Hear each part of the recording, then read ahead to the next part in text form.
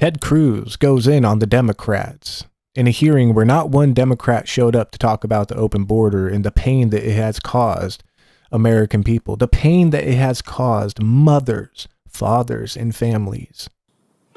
The numbers are staggering.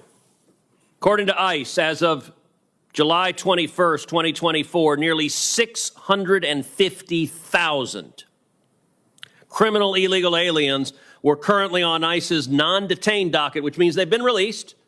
They're wandering around, they're free. And of those 650,000, 14,944 have been convicted of homicide. You want to know what mass deportation is? Those 14,944 better pack their bags right now. Because with a new administration, we're going to show up, we're going to arrest you, and we are going to deport you. 20,061 have been convicted of sexual assault. Now, I want you to ask of my Democrat colleagues, and it is striking that virtually none of them are here. That is reflected in their conduct because they are silent and putting their head in the sand as to the human tragedies. But what resident of what blue state says, you know what, America's better off with 20,000 being released into this country? 105,146 have been convicted of assault. I would ask my Democrat colleagues if they were here, why the hell today does the Biden administration not go and arrest every one of these criminals and deport them? What rational world says America's better off with more criminals? And these are not just statistics. Ms. Moran, thank you for being here. The country grieves the loss of your daughter. Your daughter was beautiful. She was a mom who I know loved her kids. And she's not with us today. She was raped and murdered because this administration chose to release a violent criminal into America. Your daughter should still be alive. And every one of these victims should still be alive. Laken Riley, a name that the Democrats on this committee can't bring themselves to utter, should still be alive. And in my hometown of Houston, Jocelyn Nungry, I've gotten to know Jocelyn's mother, Alexis, very well. Ms. Moran, like you, Alexis is incredibly brave. I cannot imagine the pain. I'm a father. To lose your child, no parent should have to bury their child. Children should bury their parents, not the other way around. It is wrong what happened to you. But I want to say to you, thank you for having the courage to tell Rachel's story. I would understand if you just curled up in a ball and cried. But, and I'm sure you have wept a lot of tears. But thank you for having the courage to tell Rachel's story. And I want to say, if there is anything that is a mandate from this election, it is to end this insanity, stop these murders, stop these rapes, stop these assaults, protect our citizens. And Ms. Moran, I just want to give you the opportunity at the end of my questioning to share from your perspective why this matters, why we should stop releasing criminals into America.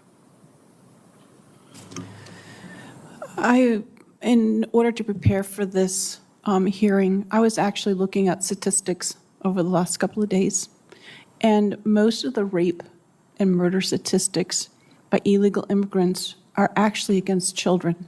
Yeah.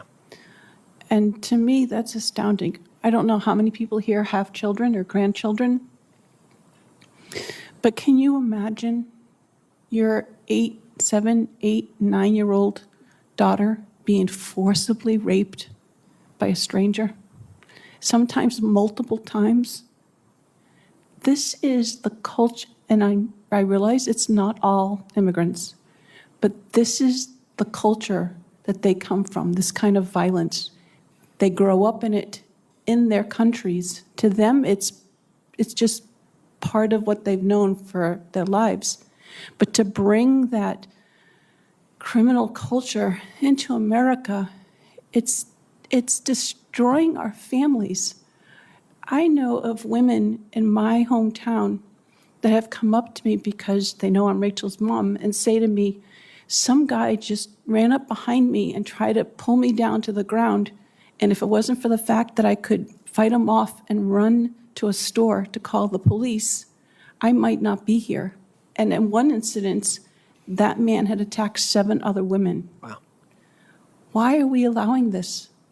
And then the women and children that are raped, and because they're so ashamed of what's happened to them, how they've been so violated, they don't say anything. So the numbers are grossly underestimated. I'm happy we voted Trump back in. I'm happy that people overwhelmingly showed up for him because we need him right now. I don't care what anyone has to say about that. I don't care if someone gets in the comment sections on this video and says some dumb talking point that they've been brainwashed into thinking constantly.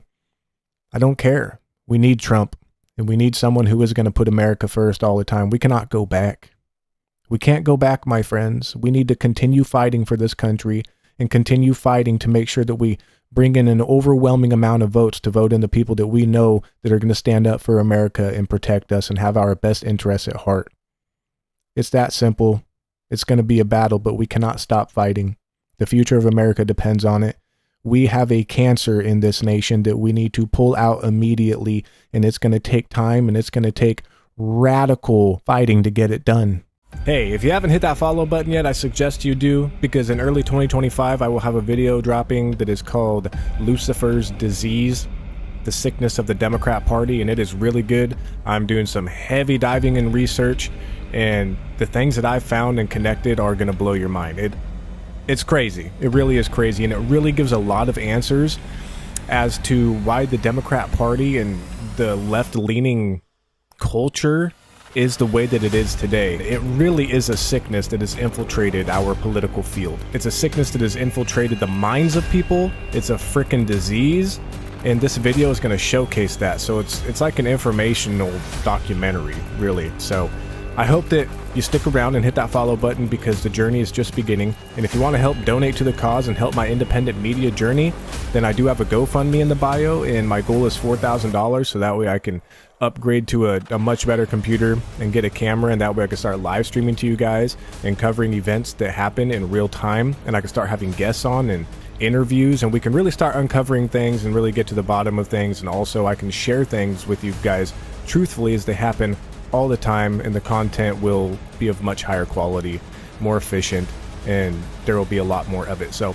if you want to do that, you can. It's there. You don't have to, but I would appreciate it if you can. But again, if you can't, that's totally fine too. I'm just glad that you're here. So it's going to be intense. The journey is only beginning, my friends, and I can't wait to see you in the next video.